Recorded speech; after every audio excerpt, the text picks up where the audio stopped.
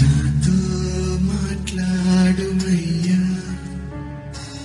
నన్ను దర్శించుమయ్యా. మన ప్రభువైన రక్షకుడైన యేసుక్రీస్తు పరిశుద్ధ నామములో మీ అందరికీ శుభములు తెలియచేయుచున్నా. మీరందరూ క్షేమంగా ఉన్నారని ఆశిస్తూ ఉన్నాను. ఈరోజు బలపరిచే వాక్యము ఆదికాండము 39వ అధ్యాయం 23వ వచనము.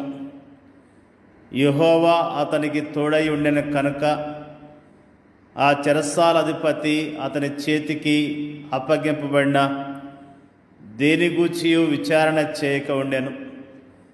అతడు చేయనిది యావత్తు యెహోవా సఫలమగునట్లు చేసెను. యోసేపు యొక్క జీవితము ఎంతో అద్భుతమైనది.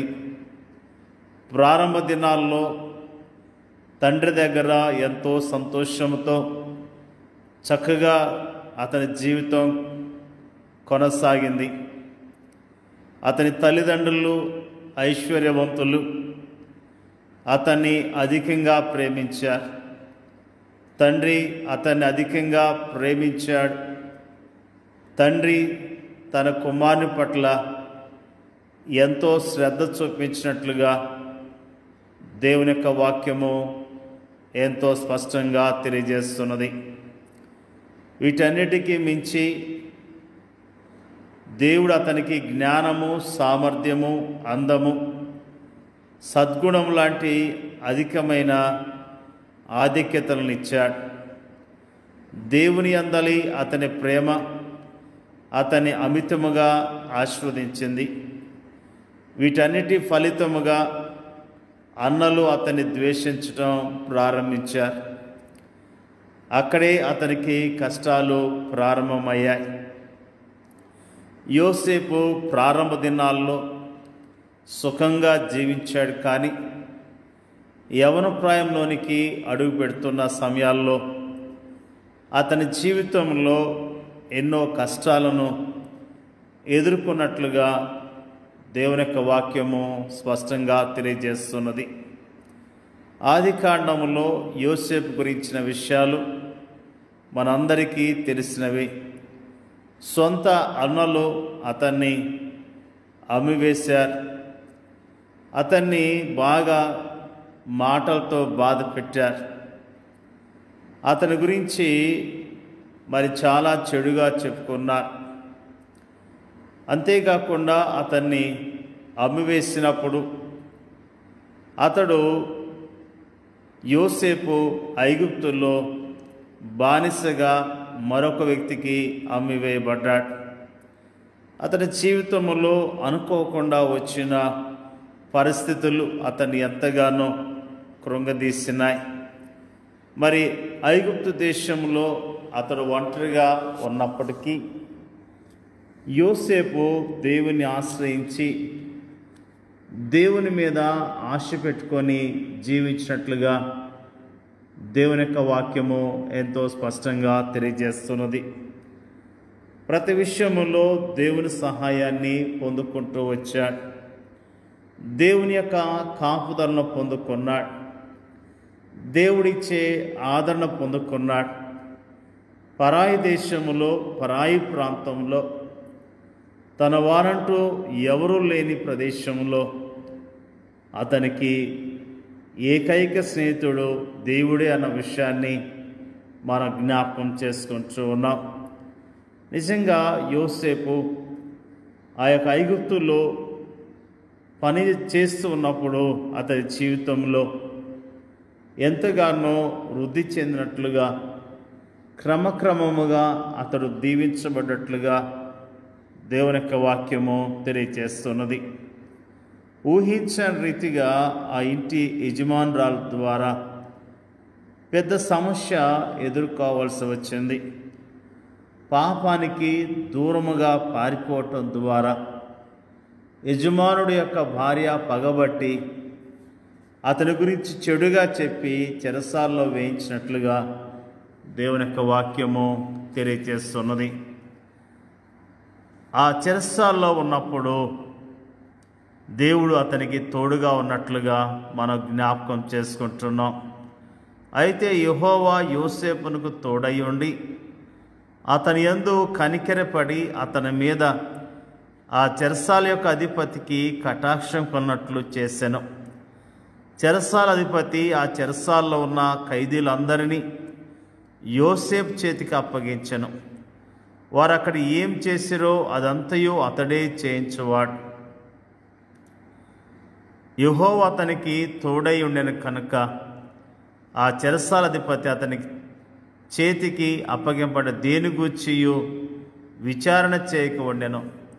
అతడు చేయనది యావత్తు యెహోవా సఫలమవునట్లు చేసెను. నిజంగా దేవుడు ఎంత గొప్ప దేవుడు, ఎంత మంచి దేవుడు.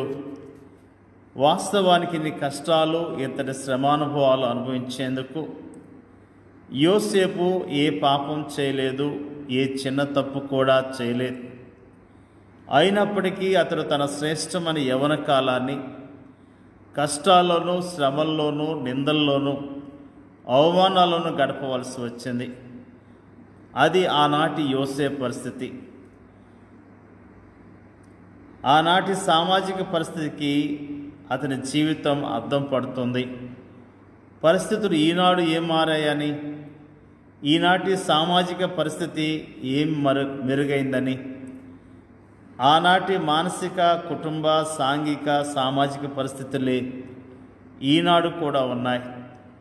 ఈనాడు మనము కూడా అలాంటి పరిస్థితుల్ని ఎదుర్కొంటూ ఉన్నాం. యెహోవా అతనికి తోడై ఉండెను అనే మాటను గమనించాలి. యోసేపు గుంటలోని ఒంటరితనంలోను, బానిసత్వంలోను, చెరసాలను, ఆ తర్వాత ఐగుప్తు పరిపాలనలో కూడా అతడు ప్రశాంతతను, పరిశుద్ధతను ప్రదర్శించడానికి గల తాళం చెవి ఇదే. ఈనాడు శ్రమలను, కష్టాలు మనము ఎలా ఎదుర్కొనగలము? దేవుని వైపు చూడటం ద్వారానే. ప్రార్థన, వాక్యము, నిజమైన విశ్వాసుల సహవాసం ద్వారానే. ప్రార్థన మనకు దైవిక నడిపింపును, శక్తినిస్తుంది. దేవుని వాక్యం మనకు దైవిక జ్ఞానంనిస్తుంది.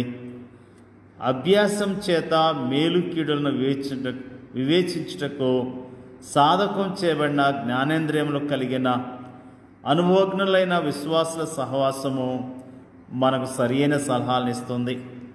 ప్రేమైన దేవుని బిడ్డలారా, యోసేపు జీవితం ద్వారా దేవుడు మనకు అనేకమైన పాఠాలను నేర్పిస్తూ ఉన్నాడు.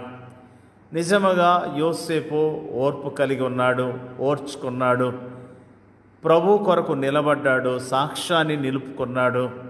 అతడు ఎంతగానో దీవించబడ్డాడు. ఈ దినాల్లో కూడా మనం ఇలాంటి పరిస్థితులు గుండా వెళ్తున్నప్పుడు మన సాక్ష్యాన్ని కాపాడుకుందాం, మన విశ్వాసాన్ని కాపాడుకుందాం.